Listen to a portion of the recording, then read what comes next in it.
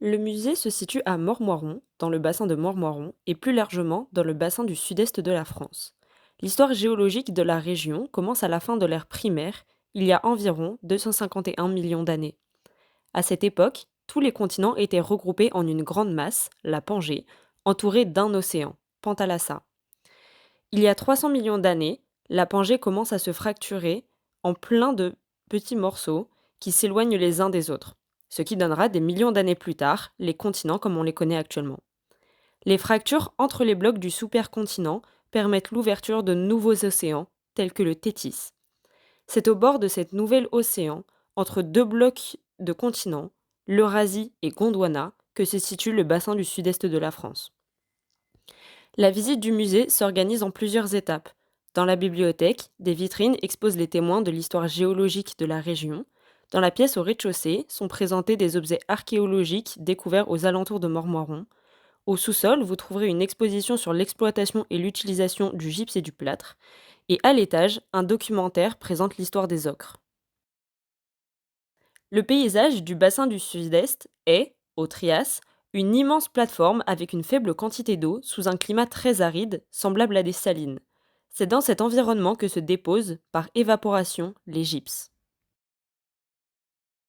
Le Jurassique est composé de plusieurs étages. Le plus ancien, le Lias, a permis la sédimentation de plusieurs centaines de mètres d'argile et de sable calcaire.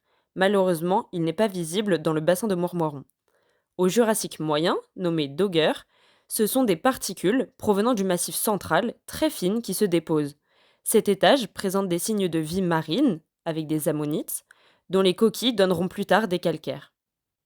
La limite entre le Jurassique moyen et le Jurassique supérieur est marquée par la sédimentation de terre noire de plus de 2600 mètres d'épaisseur.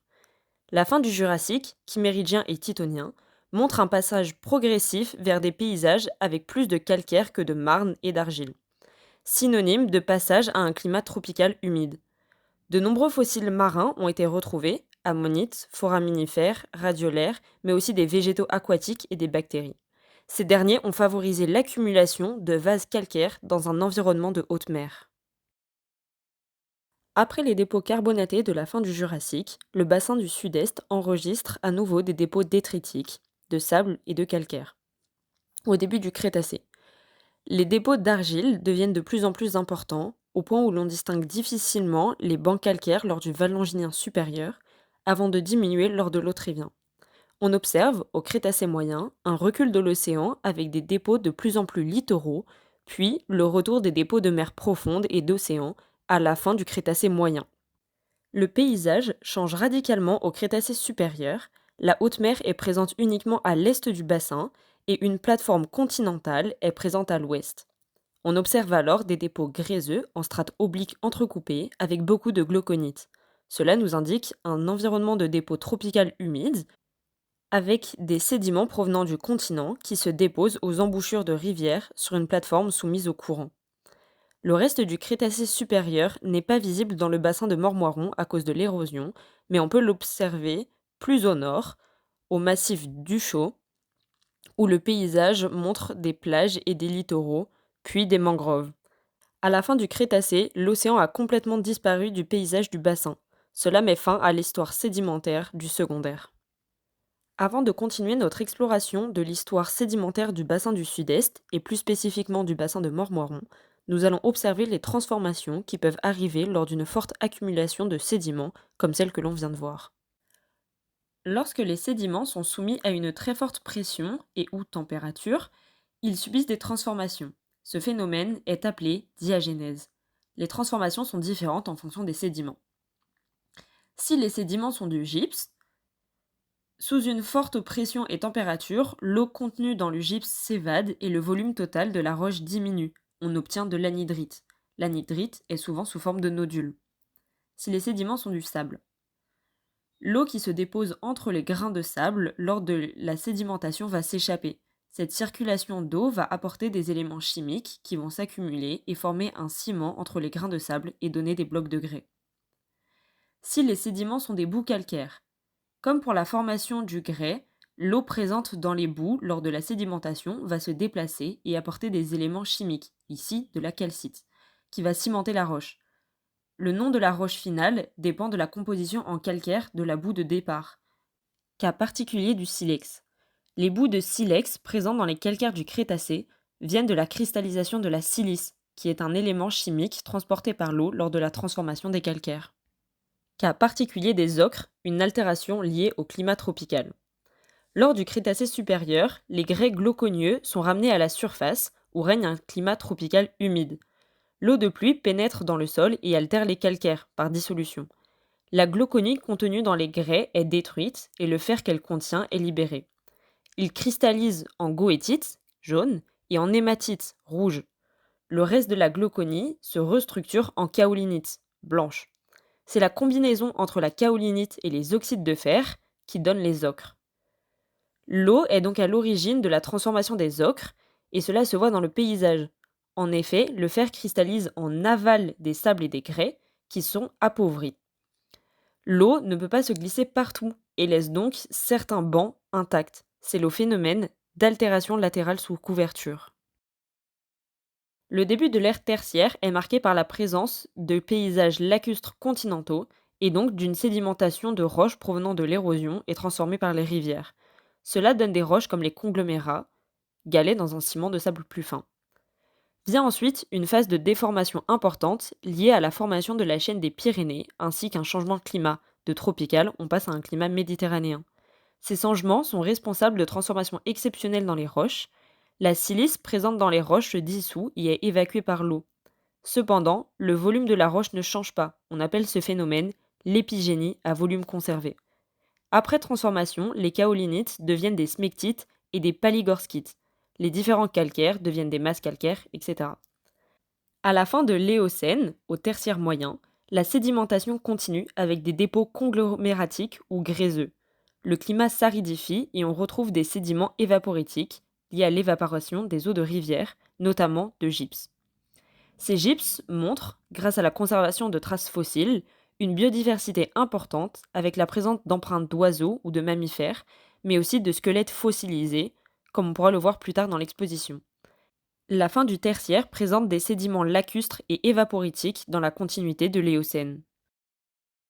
Au cours du Quaternaire, les périodes glaciaires et interglaciaires se succèdent et induisent des dépôts de débris dus à la gélifraction, qui est la brisure due à l'augmentation de volume quand l'eau passe de l'état liquide à l'état solide à l'intérieur d'une roche. On peut observer divers objets préhistoriques découverts aux alentours de Mormoiron, datant du Paléolithique inférieur, tels que les bifaces, du Paléolithique moyen, avec les pointes moustériennes et les racloirs, ainsi que du Paléolithique supérieur, avec notamment des grattoirs, des lames ou des pointes à dos abattues. On observe aussi des objets du Néolithique, comme des meules, des poteries, des haches, et du premier âge de fer, avec des céramiques grises. Plus loin, on observe des vitrines de céramique faites durant l'Antiquité tardive et le Moyen Âge. L'ocre est utilisé depuis le Paléolithique inférieur, il y a environ 300 000 ans. Il peut servir en tant que peinture, maquillage ou encore encre grâce à ses pigments, mais aussi comme matériau de poterie pour faire des objets de décoration ou encore de la vaisselle. Dans le Vaucluse, l'exploitation des ocres débute en 1780 à Apt, où M. Astier a l'idée de séparer le sable et le pigment de l'ocre par brassage. En effet, quand on le mélange avec de l'eau dans des grands bassins, le sable, qui est plus lourd que le pigment, se dépose plus rapidement au fond des bassins. Les ocres ont donc servi comme matériaux de construction, les sables, comme de colorants avec les pigments, pour des ciments ou des poteries. Bien que le pourcentage des ocres dans les minerais du Vaucluse soit assez faible, entre 5 et 20%, le développement des voies ferrées a permis une croissance importante du commerce de l'ocre en France et en Europe. De nos jours, l'ocre est surtout utilisé dans les métiers d'art ou du bâtiment à des fins décoratives. L'exploitation de l'ocre est saisonnière. En effet, une partie du traitement nécessite le soleil et est donc réalisée principalement en été. L'ocre est récolté dans des carrières à ciel ouvert ou dans des galeries, puis mélangé avec de l'eau et amené dans des bassins de décantation où le sable va se séparer du pigment. L'eau s'évapore grâce au soleil. Des blocs sont ensuite découpés dans les sables restés au fond du bassin et disposés au soleil pour sécher. En automne, les blocs secs sont amenés dans des moulins pour être broyés. Une partie des poudres obtenues par broyage sont mises dans des fours afin d'obtenir différentes couleurs avant d'être stockés dans des barils destinés à la vente. À Mormoiron, 4 entreprises ont marqué l'histoire de l'exploitation des ocres entre 1885 et 1990. La firme Auguste Malavard et Mouret, basée à Ville-sur-Ozon, l'entreprise se lance en 1885 et exploitera jusqu'à 50 personnes dans les galeries, puis en carrière, avant d'être rachetée en 1928 par Marius Lamy. La firme Marius Lamy et son siège à Apt ouvre en 1928 et exploitera les carrières à ciel ouvert de la région jusqu'en 1990. La firme Armand Roboul exploitera aussi des carrières à ciel ouvert entre 1909 et 1930 ou 35. Enfin, la firme Jacques Lemerle de Sper exploitera les carrières de la région entre 1918 et 1970. Les sables blancs sont utilisés depuis le Moyen Âge pour la composition de mortiers à la chaux, en tant que liant de construction, en crépi de façade ou encore en verrerie. De 1965 à 1980, la société Sifraco, aujourd'hui Sibelco, exploite le sable blanc à Mormoiron et à Bédouin. En 1968, la société ouvrait des usines pour augmenter la production, et en 1989, c'est près de 600 000 tonnes de sable qui sont extraites et vendues. Depuis 1980, la société Sifraco exploite surtout des alluvions.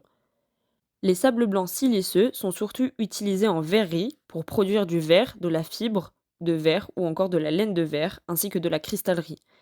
Et en fonderie, pour produire des moules dans lesquels on fera fondre de l'acier, du fer ou de l'aluminium. Ils peuvent néanmoins être utilisés pour recouvrir des terrains de sport, comme de golf ou des sols équestres, dans des bâtiments en tant que matériaux de construction ou pour faire de la céramique. Il existe plusieurs types d'argile avec des propriétés différentes et donc des utilisations différentes, dont deux majoritairement exploitées. Les argiles réfractaires.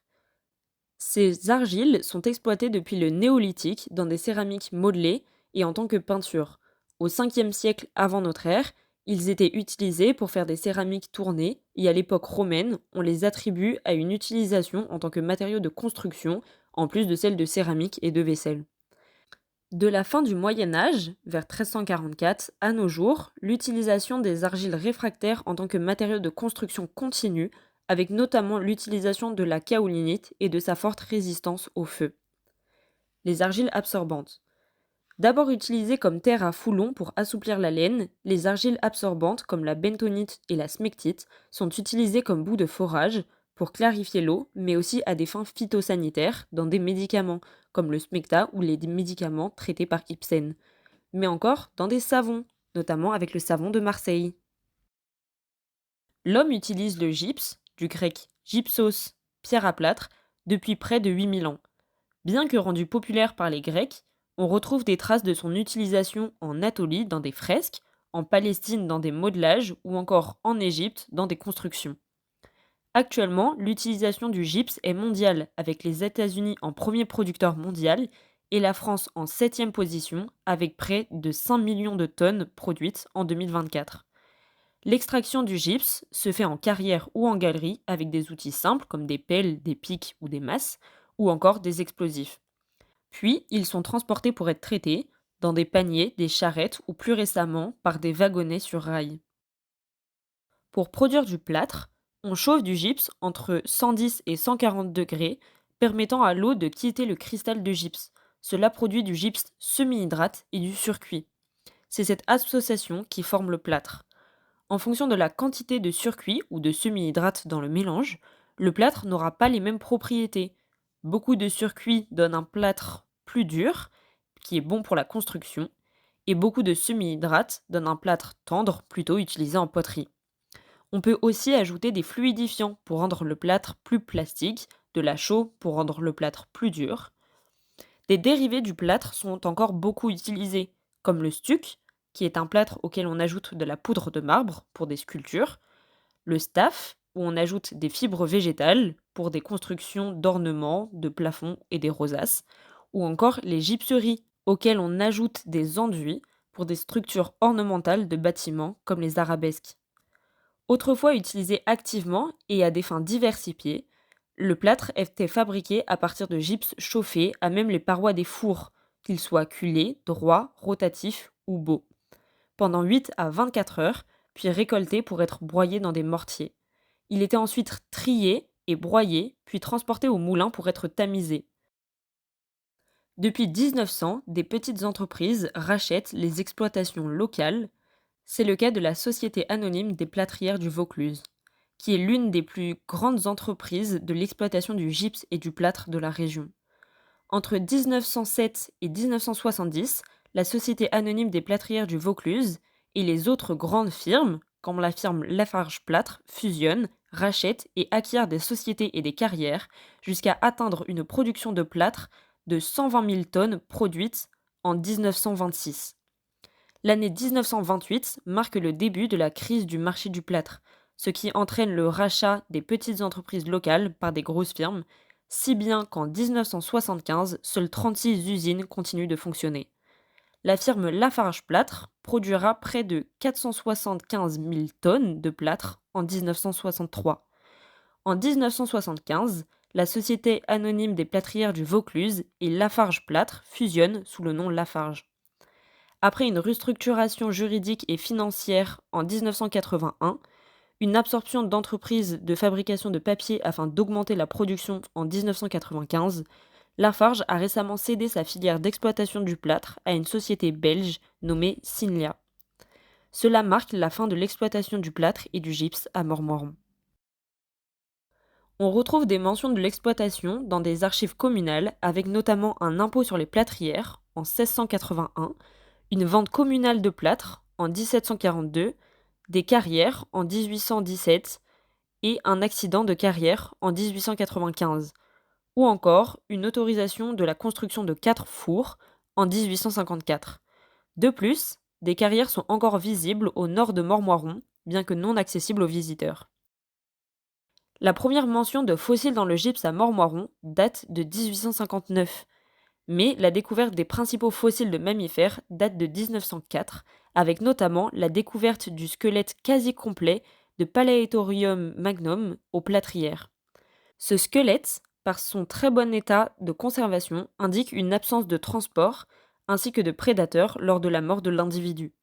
La position recourbée de son cou indique une sécheresse intense due à l'assèchement des ligaments de son cou. D'autres espèces ont été retrouvées, des herbivores comme le Palaeothorium magnum ou des carnivores.